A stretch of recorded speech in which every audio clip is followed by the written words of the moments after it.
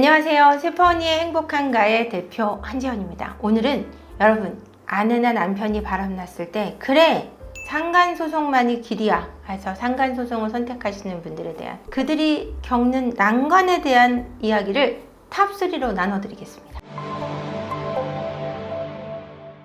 남편이나 아내의 바람이 외도가 들통났을 때 아니면 잡아냈을 때 여러분들은 처음엔 멍해져요. 나 정신이 딱 들면 내가 이렇게 분하게 끝날 수는 없어 라는 마음이 듭니다. 그래서 상간소송을 결심하게 되는데요. 때로는 상간소송을 해야지만이 그 상간남과 상간녀와 끝내는 내 배우자 때문에 상간소송을 선택하시기도 합니다. 그러니까 가정을 지키기 위해서 상간소송을 선택하시는 케이스를 저는 말씀드리고 싶습니다. 그래서 가정을 지키기 위해서는 상간소송을 하셔야 되는 케이스가 사실은 100% 중에 80%는 된다는 얘기를 해드리고 싶고요. 80% 정도는 상간소송을 하기 때문에 외도하는 대상과 헤어지게 됩니다. 그래서 이 상간소송을 결심했을 때 여러분들이 고민하는 부분을 제가 오늘 하나하나 짚어볼 텐데요. 탑3입니다. 첫 번째, 변호사 비용에 대해서 마련에 대한 고민을 많이 하시는데요. 정말 생활적으로 너무 힘들어서 몇백만 원이란 돈이 나한테 너무 어렵다. 그렇다라면 저는 소송을 꼭 권하고 싶진 않아요. 하지만 정말 반드시 끝내게 해야 되겠다면 대출을 받아서라도 상간소송을 하셔야 된다고 생각을 해요. 그래서 몇천만 원이란 돈이 아니고 몇백만 원이란 돈이 들어가시게 되는데요. 이것을 쓰시게 돼도 승소만 확실하다면 여러분들이 상간을 한 상간자나 상간녀에게 비용을 돌려받을 수 있다는 사실에 대해서 명확히 말씀드리고 싶고요. 비용이 마련이 됐다고 했을 때 두 번째로 고민하시는 것은 내가 과연 어떤 변호사를 선임해야 될 것인가에 대한 고민을 하시는 것 같아요. 그래서 서치를 쫙 하셔가지고 막 광고 많이 한 회사 이렇게 찾으시는데 그렇게 찾으시면 사실은 실패하실 확률이 높습니다. 그 광고를 많이 한 회사들은 소송이 물론 많죠. 많이 해본 경험이 있죠. 하지만 너무나 많은 다양한 변호사들이 있는 곳은 정말 경력이 있는 변호사보다 막 입문한 2, 3년 된 또는 5년에서 10년 사이가 된 그런 변호사들에게 그 사건을 맡기는 경우가 많아서 너무 큰 대형 로펌을 찾으시는 거를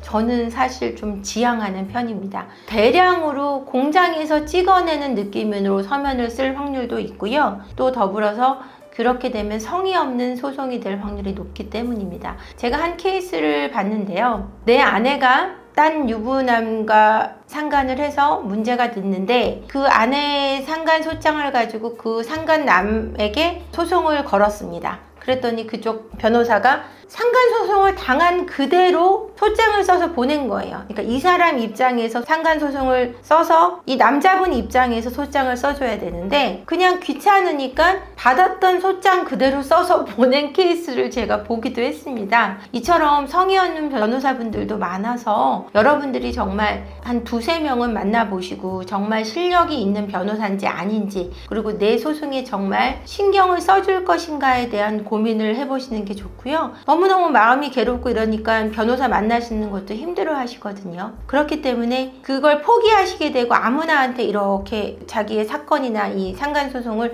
밀어버리시는 경우가 있습니다. 그렇게 하지 마시고요. 그래도 최소한 2명 많게는 3명까지 만나보셔서 제대로 된 상담을 통해서 내 마음을 정말 잘 알아주는 변호사를 만나시는 것을 저는 권해드리고 싶어요. 근데 사실 제가 3번째 말씀드리는 문제에 비하면 비용이나 변호사 선임 문제 같은 경우는 별게 아닙니다. 사실 상간소송을 결심하시고 나서 여러분들이 가장 고민하는 것은 이거예요. 이것이 뭐냐면 내 남편의 반응, 바람난 내 아내의 반응, 내 배우자가 과연 나한테 어떻게 나올 것인가를 가장 두려워하십니다. 제가 오늘 드리고 싶은 핵심적인 내용도 이 내용입니다. 내 아내가 상간자에게 상간남 소송을 했을 때 나한테서 더 떠나버리면 어떡해요? 또는 내가 상간녀에게 소송을 했을 때 내 남편이 나를 미워하게 되면 어떡해요?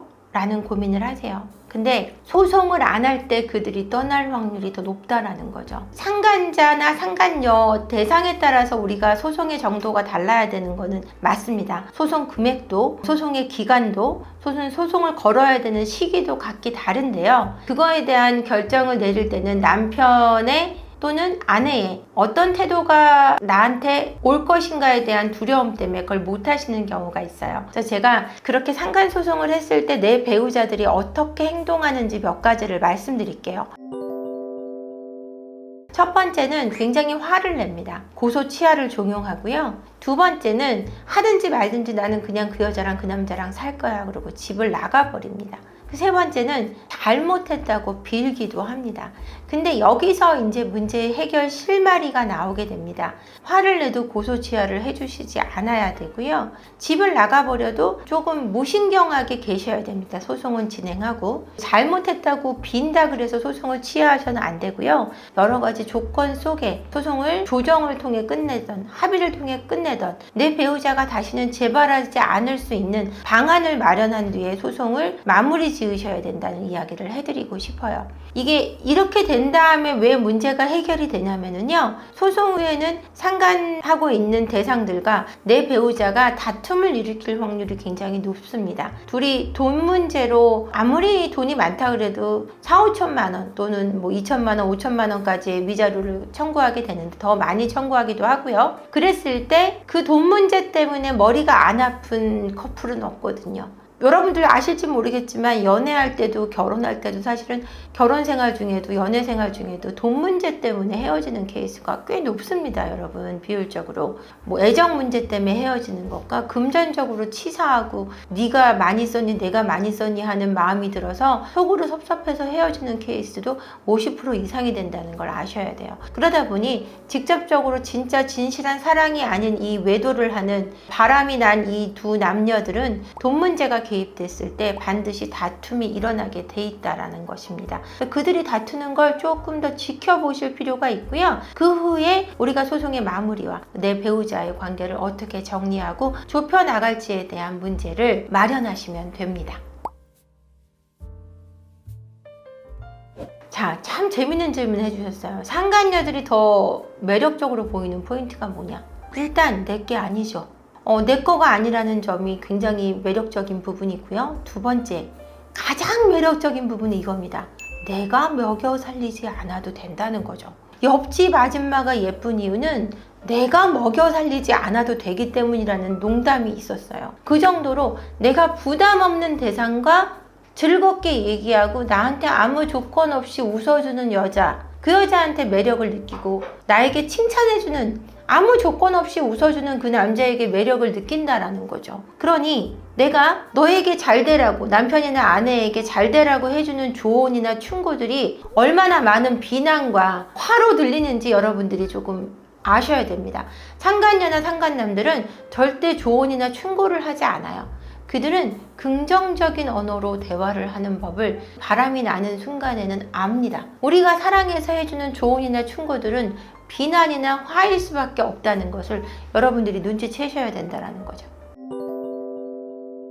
상간소송을 하실 때는요, 여러분, 첫 번째, 비용적인 부분을 고민하시게 되는데 이건 소송을 하시게 되면 다 되돌려 받기 때문에 걱정하실 필요가 없다는 얘기 해드렸고요. 두 번째, 변호사를 찾을 때 찍어내듯이 소송을 하는 너무나 큰 대형 로펌은 피하시는 게 좋다라는 거고요. 세 번째, 내가 상간소송을 했을 때 내 배우자의 반응을 두려워하지 말라는 말씀을 드렸습니다. 그것도 그 뒤에 그 상간자들과 내 배우자가 다툼이 일어나게 되고 다툼을 하는 과정에서 우리는 더 현명하게 처리해낼 수 있는 여유 있는 마음, 오히려 사과할 수 있는 여유를 가지시고 그 뒤에 우리가 가정을 반드시 살려야 된다라는 겁니다. 여러분들이 가정을 지키기 위한 상간소송을 하기 위한 부분을 제가 말씀드렸고 저는 가정은 무조건 지켜져야 한다라고 생각하는 사람입니다.